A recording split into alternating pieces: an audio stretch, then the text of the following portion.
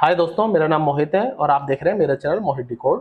तो अब हम बात करेंगे रिएक्ट जेएस के इंटरमीडिएट इंटरव्यू क्वेश्चन और आंसर्स की।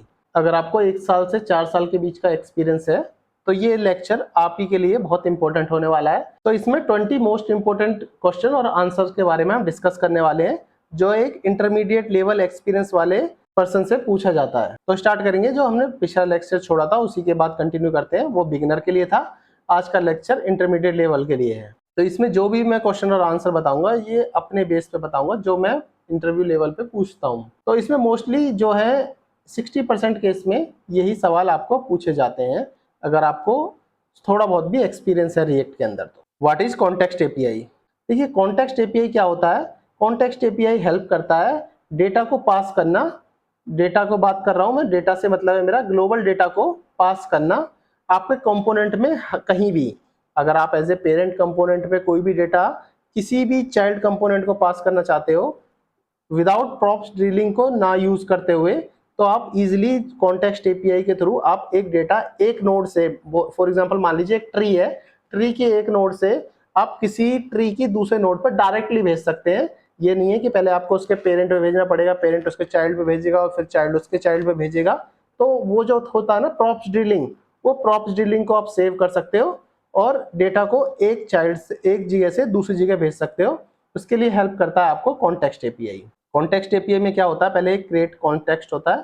क्रिएट कॉन्टेक्स्ट को पहले आपको रिएक्ट से इंपोर्ट करना पड़ता है और एक प्रोवाइडर होता है। प्रोवाइडर में जो भी वैल्यू आप भेजोगे वो वैल्यू आप चाइल्ड कंपोनेंट, जितने भी चाइल्ड कंपोनेंट है, कहीं भी उस वैल्यू को आप यूज कर सकते हो। ये कॉन्टेक्स्ट एपीआई हेल्प करता है।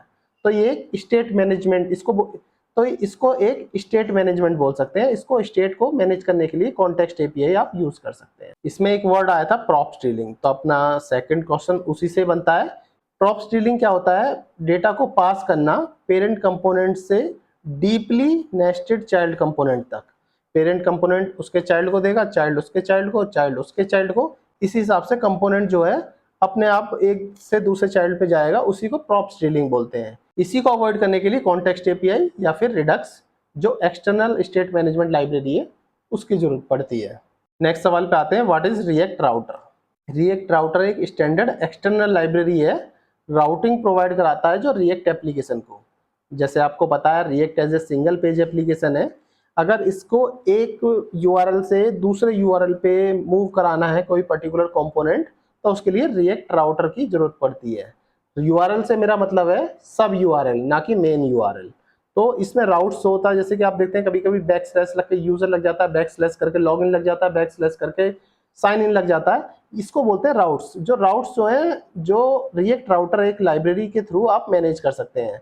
रिएक्ट राउटर वर्जन 7 में आपको क्या करना पड़ता है, पहले देखो राउट्स प्रोवाइडर होता है। राउट्स प्रोवाइडर से आप राउट्स उठा सकते हो। जैसे उसको पाथ बता देते हो कि इस पाथ पे मैंने होम कंपोनेंट लगाया है, इस पाथ पे मैंने अबाउट कंपोनेंट लगाया है। और ये क्रिएट ब्राउजर एक राउटिंग प्रोवाइड करने के लिए आपको हेल्प करता है, जो रिएक्ट एप्लीकेशन को राउटिंग प्रोवाइड कराती है। नेक्स्ट पे आते हैं, व्हाट इज रिडक्स? देखिए, Redux is a predictable state management library है, जिसमें आप एज ए स्टेट कंटेनर का यूज करके आपकी जितनी भी स्टेट होते हैं उसको मैनेज कर सकते हैं बेस्ड ऑन सेंट्रलाइज स्टोर। इसमें आप एक सेंट्रलाइज स्टोर बनाते हो जहां पे आप सारी स्टेट को रखते हो। फिर जैसे जैसे इस स्टेट को यूज होता है उस सेंट्रलाइज स्टोर से आप स्टेट को उठा के कहीं भी यूज कर सकते हो। तो रिडक्स क्या है? एक एक्सटर्नल लाइब्रेरी है जो कॉन्टेक्स्ट एपीआई थी, रिएक्ट की इनबिल्ट थी, ये हमें कहीं बाहर से इंपोर्ट करनी पड़ती है। ठीक है, नेक्स्ट पे आते हैं, what is lazy loading? Lazy loading का मतलब है कि पर्टिकुलर लोड कंपोनेंट जब ही करो जब उसकी जरूरत हो, अदरवाइज इस कंपोनेंट को लोड ना करो।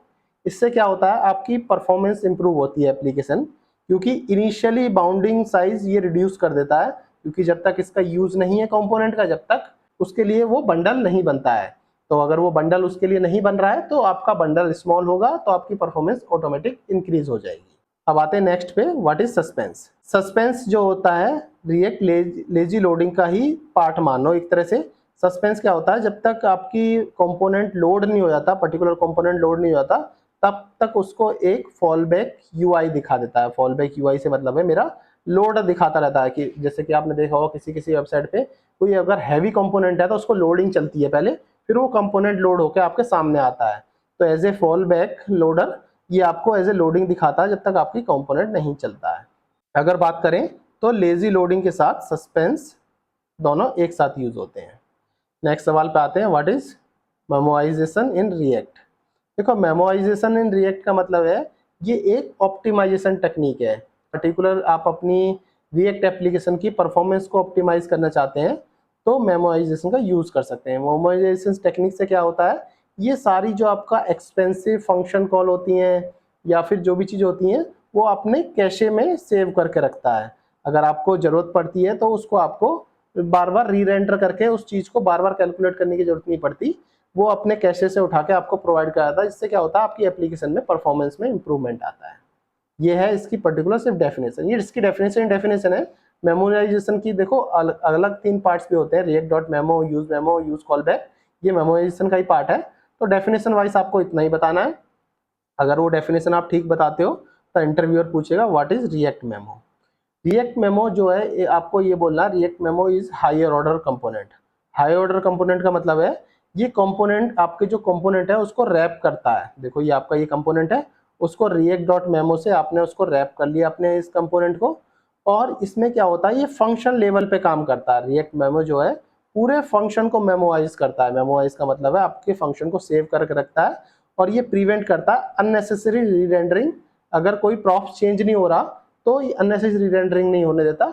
आपकी एप्लीकेशन को जब ही ये रीरेंडर करेगा जब कोई प्रॉप्स चेंज करके मिलेगा आपको, अदरवाइज ये एक ही आउटपुट आपको प्रोवाइड कराता रहेगा। तो ये भी एक परफॉर्मेंस इंप्रूवमेंट टूल है रिएक्ट का।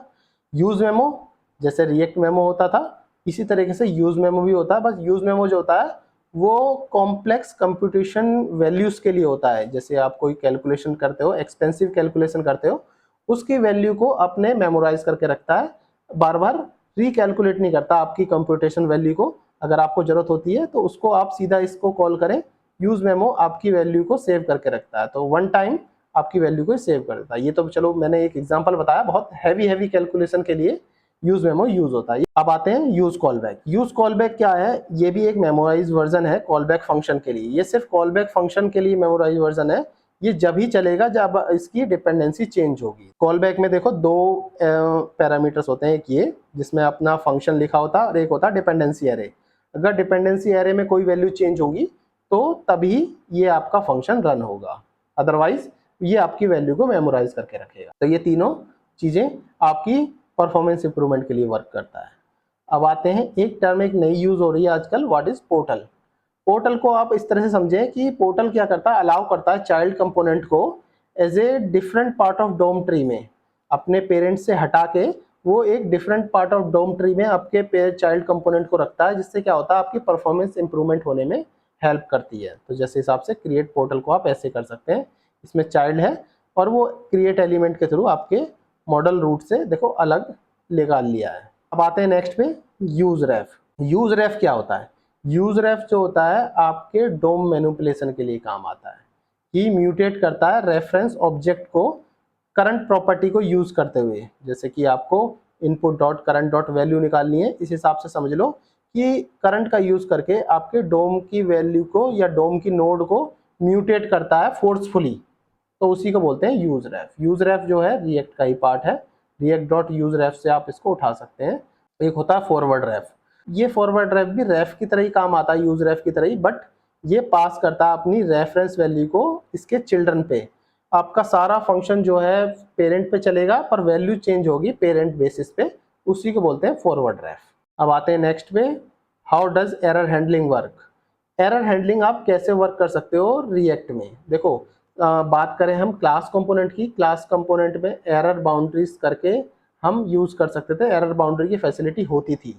अब जैसे कि रिएक्ट 16.8 वर्जन के बाद अब एरर बाउंड्री की फैसिलिटी फंक्शनल कंपोनेंट में नहीं है, तो उसके लिए क्या करते हैं, रिएक्ट एरर बाउंड्री करके एक एक्सटर्नल लाइब्रेरी है, इसका यूज करके आप जो भी इशू, जो भी जावास्क्रिप्ट एरर होंगे, जो भी इसके चाइल्ड कंपोनेंट ट्री में जो पूरे ट्री को मैनेज करता है, लाइफ साइकिल मेथड हो गया, इन सबको, उन सब के लिए आपको एक फॉल बैक कंपोनेंट मिल जाएगा इस लाइब्रेरी में, उसके थ्रू आप एरर हैंडलिंग कर सकते हैं। How to optimize performance, performance optimize कैसे कर सकते हैं, ये सवाल मोस्टली पूछा जाने वाला सवाल है, आपको यही बोलना है। आप यूज करो react memo, use call back, इससे परफॉर्मेंस इंप्रूवमेंट होगी। अवॉइड करो अननेसेसरी रेंडरिंग को, बार बार किसी चीज को दोबारा चलाओ मत, जितनी इसकी जरूरत है चलाने की उतनी ही चलाओ। मतलब डिपेंडेंसी एरे हो गया यूज इफेक्ट में, उसको सोच समझ के आपको लिखना है।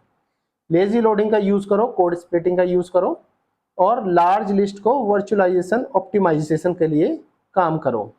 अब आते हैं नेक्स्ट टॉपिक पे, what is custom hook.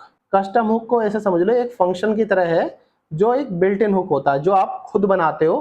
For example आपके कोई एप्लीकेशन में कोई लॉजिक है जो बार बार यूज होता है, तो उस लॉजिक को, रीयूजेबल लॉजिक को आप एनकैप्सुलेट कर दो एक अकेले फंक्शन में, एक इकलौते फंक्शन के अंदर एनकैप्सुलेट कर दो। उससे क्या होगा, वो लॉजिक को आपको बार बार लिखने की जरूरत नहीं होगी, आप बस यूज काउंटर को कॉल करो, वो पूरा लॉजिक आपको मिल जाएगा। ये कस्टम की तरह काम करता है, ये एक प्रीडिफाइंड हुक नहीं है, ये आप खुद बनाते हो। बस इस हुक को फंक्शन के थ्रू आप एक फाइल में लिख देते हो और उस हुक को यूज करते रहते हो अपने फंक्शन में जहां भी आपको जरूरत है। अब आते हैं नेक्स्ट पे, प्रॉप्स डीलिंग। प्रॉप्स डीलिंग जो है, देखो आपके functional component as well as child component दोनों में यूज होता है। पहली बात, यहाँ पे मैंने सिर्फ क्लास कंपोनेंट लिखा है, इसको इग्नोर करना। ये क्या होता है, आपकी प्रॉप्स को एक डिफॉल्ट वैल्यू प्रोवाइड कराता है। डिफॉल्ट वैल्यू से मेरा मतलब है फॉल बैक वैल्यू। अगर आपकी प्रॉप्स पीछे से कुछ नहीं आ रही है, ब्लैंक आ रही है, तो आप उस प्रॉप्स को एक वैल्यू दे सकते हो, जैसे कि हेलो गेस्ट। जब तक आपने एप्लीकेशन में लॉगिन नहीं करा है तो हेलो गेस्ट दिखेगा, जब आप एप्लीकेशन में लॉगिन कर लेंगे तो हेलो मोहित दिखेगा। इस तरीके से समझो आप डिफॉल्ट प्रॉप्स को रख सकते हैं। ये तो मैंने चलो क्लास कंपोनेंट के बेस पे आपको दिखा दिया, ऐसे ही फंक्शनल कंपोनेंट बेसिस पे होता है। आप थोड़ा नेट पे रिसर्च करेंगे आपको पता चल जाएगा। अब आते हैं कि आप हैंडल कैसे कर सकते हो फॉर्म को रिएक्ट में। देखो, फॉर्म को हैंडल करने के लिए आपको दो तरीके होते हैं। पहला होता है कंट्रोल कंपोनेंट, सारा फॉर्म को हैंडल कर सकते हो बेस्ड ऑन स्टेट।